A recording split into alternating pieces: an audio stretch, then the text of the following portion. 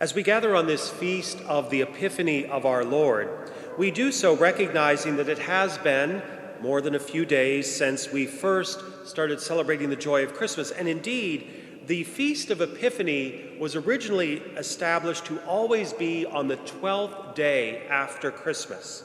Thus the song, "The 12 Days of Christmas." Many years ago, it was determined that we would celebrate this feast on the Sunday after the first of the year. And so it can fall anywhere on our liturgical calendar from January 2nd to January 8th. Today, we're almost near that original celebration of January 6th. And I think it's worth looking at that whole development of that song, the 12 Days of Christmas. It was to remind us that Christmas does extend, but it was to do something even more than that. We have turned it simply into a Christmas carol, and yet if we really think about some of the items that we are singing about in that song, it seems to be rather haphazard. None of it really seems to make a great deal of sense, but if we examine why and how that song was developed, it was to teach children various tenets of their faith, especially during a time when that wasn't happening. And so it was all code for different aspects of our faith. Certainly, that one is Jesus himself. We see in the two, Mary and Joseph. We see, perhaps in the 11, those apostles who remained faithful to Jesus. In the 12, we see 12 specific aspects of our creed. We see the 7 sacraments.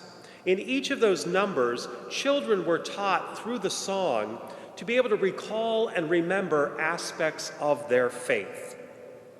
As we prepare to move beyond Epiphany, there is that challenge for us to always work to remember the various teachings of our faith, but also, more than that, how it is lived out in how we encounter one another. It's not just for 12 days out of the year to remember the gift of Mary and Joseph, to remember the sacramental life of the church, to join with the apostles, to remember the basic tenets of our creed. That should be lived out every day of every year. Our lives should be ones in which we live an understanding of all of that.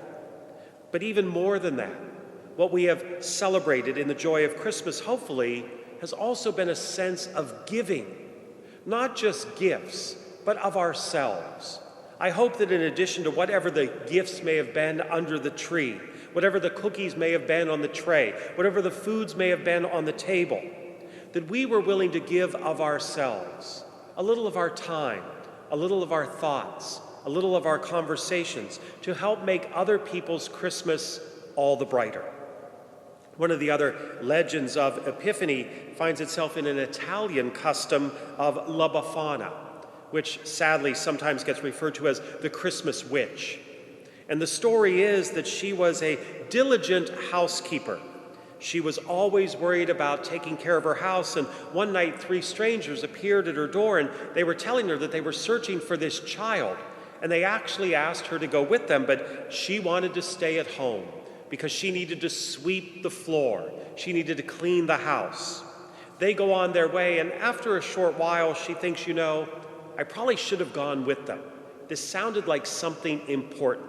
This sounded like it was something special. And so instead of continuing to sweep her floor and clean her house, she sets out to try to catch up with these 3 men, the 3 wise men.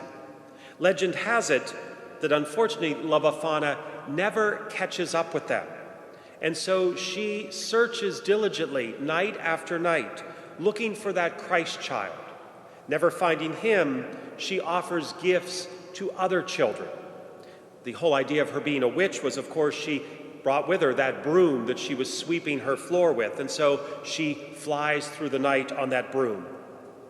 La Befana also teaches us that when we are invited on a journey to discover the presence of Christ in our world, we should leave behind everything that holds us captive and go out and join with those who together will help us always discover Christ, not just in a manger, not just at Christmas, not just in these days of the season, but to discover the presence of Christ every day, so that one day we will be born again into the kingdom of eternal light.